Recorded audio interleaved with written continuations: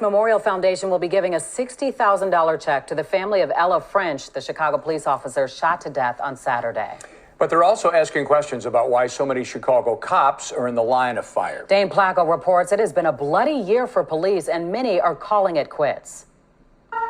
Former Chicago Police Superintendent Phil Klein says he's never seen anything like it. 38 Chicago police officers fired upon so far this year, 11 of them hit. Saturday night, 29-year-old officer Ella French was shot to death during a traffic stop in West Englewood. Her partner fighting for his life now with a gunshot wound to the head. 2 men have now been charged. Klein, who now heads the Chicago Police Memorial Foundation, says French's family will get some help. The mother's going through a traumatic incident here, so we'll reach out to the family, and we're still going to give the mom a check for $60,000 because there's going to be expenses. An utter failure in the judicial system. We've seen thousands of criminals released.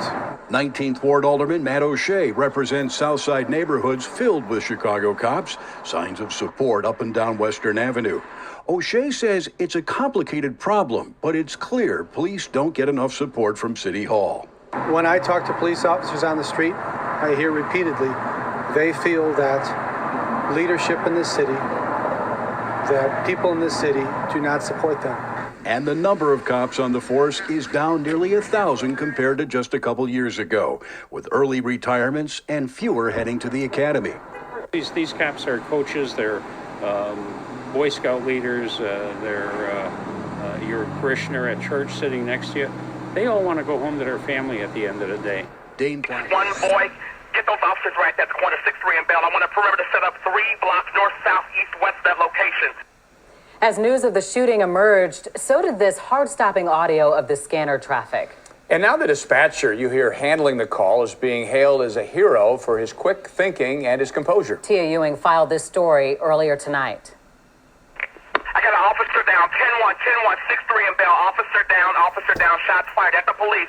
That voice is Keith Thornton Jr., a Chicago police dispatcher on the job during one of the most heartbreaking and tense moments in the city for law enforcement. Give me 2 ambulances needed for 2 officers down. 29-year-old Ella French was one of those officers. She died after what's been called a traffic stop that turned bad.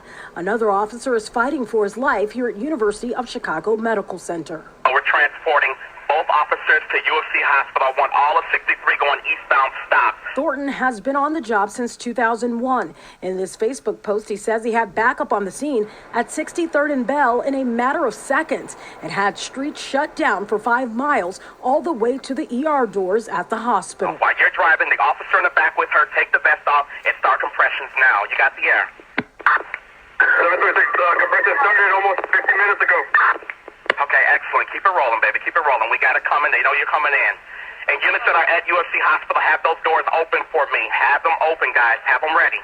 Thornton has not spoken out publicly, but did go on to say our culture has to change. Our society has to change. Our mindsets have to change. We as people must change. Do this for me. Do this for her. Do this for our police officers who are hurting each and every day because many of them feel unsupported, unloved, and on edge. No one wants to live like this, and no one should have to work like this. Good afternoon. We're here to announce charges against the 2 individuals responsible for the murder of Officer Ella French and the shooting of her partner. This is the first step toward justice as we work to honor our fallen officer and her partner. The 2 offenders are brothers. Emonte Morgan, E-M-O-N-T-E, Morgan, common spelling. He's 21 years old. He's being charged with 1 count of murder in the first degree. He's also being charged with 2 counts of attempted murder of a police officer. His final charge is 1 count of unlawful use of a weapon by a felon. Eric Morgan, E-R-I-C, is 19 years old. He's Emonte's brother, and he's being charged with unlawful use of a weapon by a felon.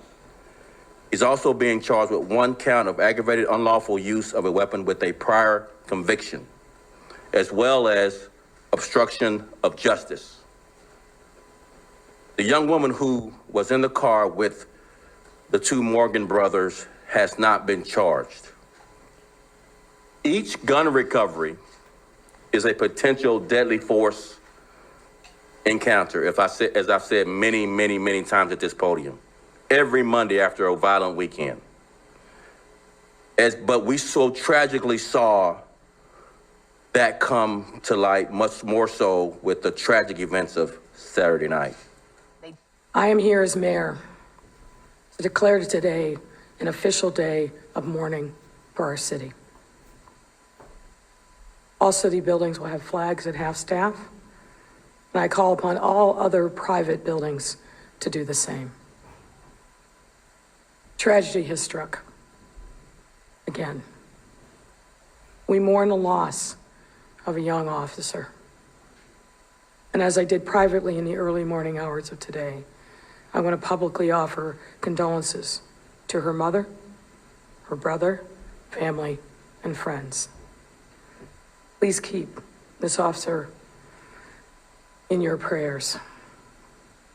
Also keep the other officer who was shot in your prayers, and his family and his friends. And every day for the rest of his life, uplift him and support them. They will need our help as a city. Two young people doing what we ask. Service over self, commitment, and dedication. I also want to address another issue that's been lashing our city for far too long. There are some who say that we do not do enough for the police and that we are handcuffing them from doing their jobs. There are others who say we do too much for the police and that we never hold them accountable for what they do, particularly in Black and brown neighborhoods. All of this, I say, stop. Just stop. This constant strife is not what we need in this moment. Of course, we have to continue the journey to achieve constitutional accountable policing. That cannot be in debate at this point. But let me also reiterate what I've said before and what I know to be true. The police are not our enemies. They are human, just as we are. Flawed, just as we are. But also risking their lives every day for our safety and security. That reality became very real last night in an emergency room, amongst tears and fears from the finest and the most courageous people I know. A mother lost her daughter last night. A brother, his sister. A family forever shattered. Another continues to keep vigil at a hospital bed, sending up powerful prayers, but no doubt fearing the worst.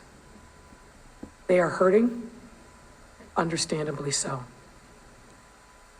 In moments like these, life gets boiled down to its basic essence. And so it will be for these two families. For the rest of us, people of goodwill in the city, I urge you, we must come together.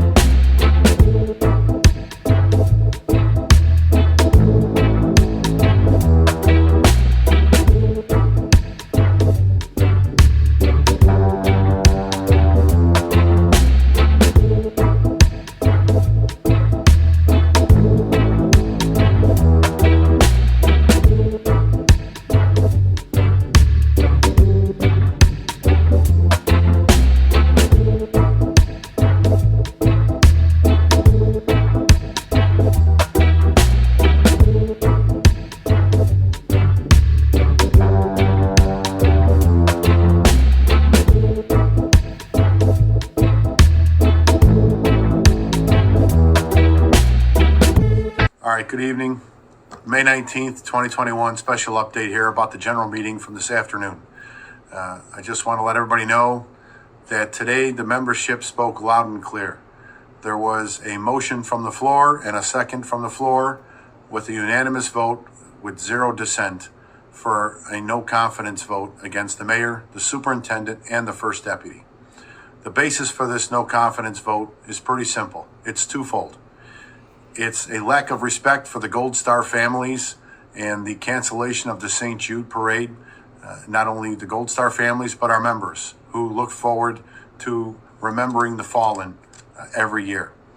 The department canceled this parade weeks ago for the second year in a row.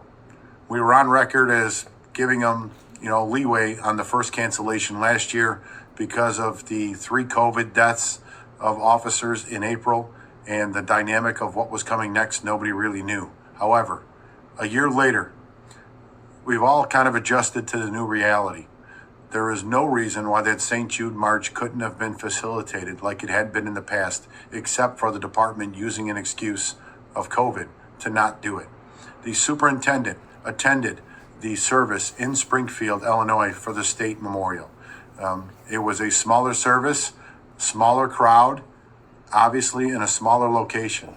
For the mayor to say that the dynamics between Springfield and Chicago aren't comparable is accurate. However, the dynamics and comparables are similar in the fact that you have a crowd, they will be in close quarters together, and instead of a small venue like Springfield, it would be a larger outdoor venue in Chicago along the lakefront where we could spread out even more with the larger numbers that would have attended. But they decided they weren't going to do it. And it was a slap in the face to every department member, especially the Gold Star families who have paid the ultimate sacrifice and deserve that respect annually, period. No excuses. If they come up with more in the future, we will certainly continue to hold our march like we did this year if we need to on our own.